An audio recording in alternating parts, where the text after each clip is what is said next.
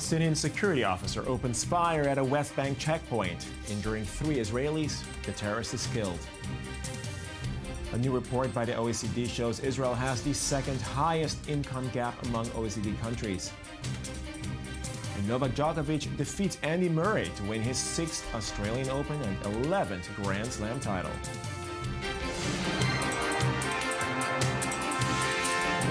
Good afternoon and thanks for joining us at I-24 News. I'm Benjamin Chong-Alfares. We begin in Syria, where at least 45 people were killed and some 40 others wounded today in a terror attack claimed by Islamic State in the southern district of Damascus, where Syria's holiest Shiite shrine is located. Hezbollah and other Shiite militias regularly gather near the site.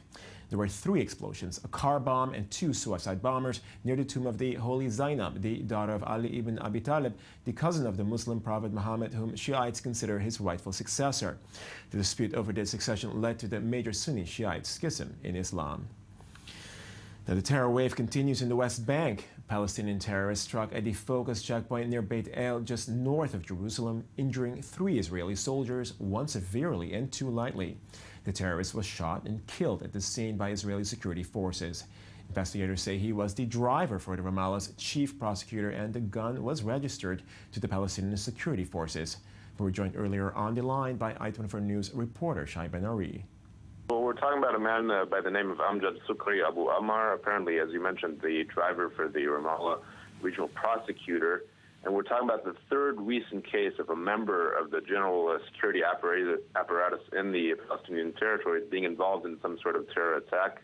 Apparently, this man apologized ahead of his attack on social media to his family and basically acquaintances. Hamas, following the incident, basically released a statement by their spokesman saying, basically praising the incident itself as a sign that elements within PA security object to coordination with Israel, which is, of course, ongoing. The PA security apparatus has an ongoing coordination in dealing with these kinds of incidents with the Israeli security services.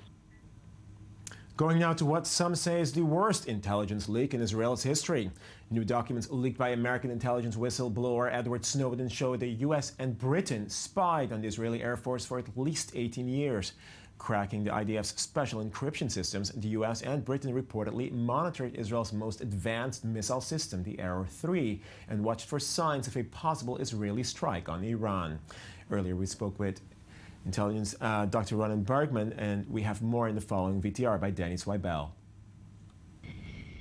Intelligence services of the United States and the United Kingdom managed to break the encryption on Israeli Air Force drone transmissions, and for several years have monitored what the unmanned aerial vehicles have been sending to their operators. The news of the breach broke Friday morning when documents and photos leaked by former NSA and CIA analyst Edward Snowden were exposed simultaneously by news publications The Intercept, Der Spiegel, and Yediot Achronot. Israel officials have called the U.S.-UK operation, quote, a severe blow to our security, as the Americans and British were also able to breach other Israeli defense systems, such as the Arrow Missile Defense Project, the Air Force's F-16 fighter jets, as well as Israel's military satellites. This massive intelligence operation has reportedly been ongoing since 1998 and has given the American NSA and British GCSQ a list of Israeli targets, objectives, preferences, and capabilities, as well as a look through Israel's eyes at its enemies. One senior Israeli official has dubbed this, quote, the most serious leak in the history of Israeli intelligence. The Israeli cabinet today voted to create an egalitarian prayer space at the western wall of the Temple Mount and to anchor the arrangement in law. Access to the western wall is currently separated by a wall between men and women. Israel's Orthodox Jewish leadership denounced the agreement, voting against it, but did not fight it or threaten to bring down the government. Prayer in the egalitarian section will be mixed gender, but will include space for women's only prayer as well. According to a recent report by the OECD, Israel has the second highest gap between the rich and poor among the world's advanced economies. The Organization of Rich Nations found that only the economy of Mexico is defined by even greater inequalities than Israel. The organization stressed, however, that the Israeli economy has been growing for 13 years and demonstrated, quote, exceptional stability. Earlier this month, the OECD also released a report pertaining to poverty levels among member nations. According to the report, Israel ranked at number 1 and the United States at number 4, with about 17% of its population under the poverty line. Well, we were joined a short while ago on the set by I-24 News journalist Daniel Roth about how Israel's shift from a socialist to a capitalist structure has affected inequality. It's important to sort of look at this as kind of proof that, yes, an economy can be stable. It can be stable for 13 years, and you can see inequality grow, and that this sort of dispels this idea that a rising tide lifts all boats, or put another way, that trickle-down economics can really reach the lowest, the working class people. It's been proven wrong in most OECD countries, and Israel is no exception to that. And so I think, as to your question, yeah, it has to do with sort of the breaking up of the social safety net, that unless you have a system that's set to lift everyone from the bottom up, the rising tide will only lift up those who can lift themselves. The long-awaited Syrian peace talks are off to a rough start. Syria's opposition said it will leave UN-sponsored peace talks in Geneva unless sieges are lifted and Russian and government forces enter bombing of civilian areas. I-24 News reporter Janice Weipel has more.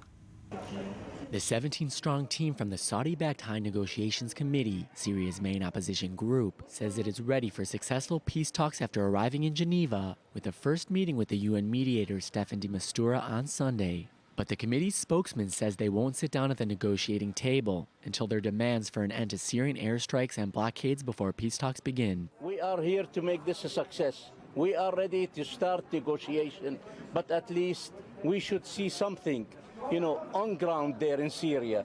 We should really stop these massacres against our people. So please help us. The Syrian civil war has raged on for almost 5 years. Over 250,000 people have died and roughly 11 million have been displaced from their homes. The head of the HNC added they wanted the release of women and children from government jails and aid be allowed in besieged areas, but that these were not a precondition to begin talks. Now we have opened a new chapter. We have come here as the international will requires.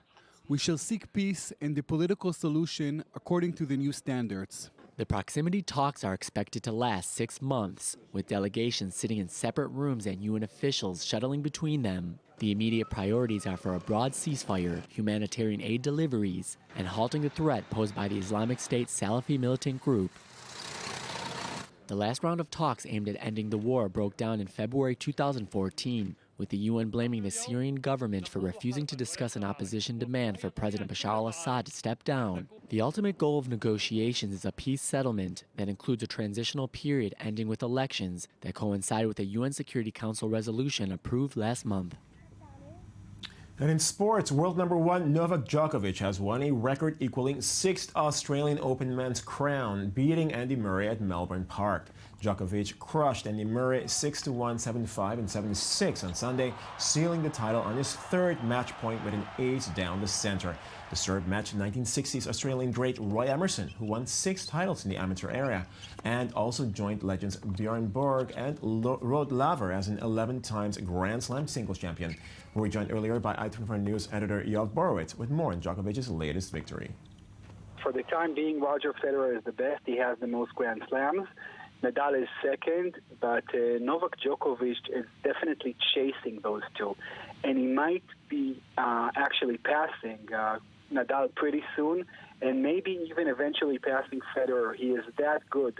The Serb is the best tennis player in the world in the last 3 or 4 years. He's winning most of the Grand Slams. He's totally dominating both Nadal and Federer, and he just looks very, very sharp and very strong. Well, American President Barack Obama will make his first visit to a U.S. mosque during his presidency next week in a push by the administration to promote religious tolerance.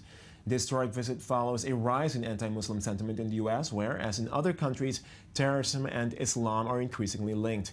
The White House announced Obama will visit on Wednesday the Islamic Society of Baltimore Mosque, where he will hold a roundtable with the community leaders and deliver remarks. Those were the latest reports. Join us again in 20 minutes for more. Thank you for watching.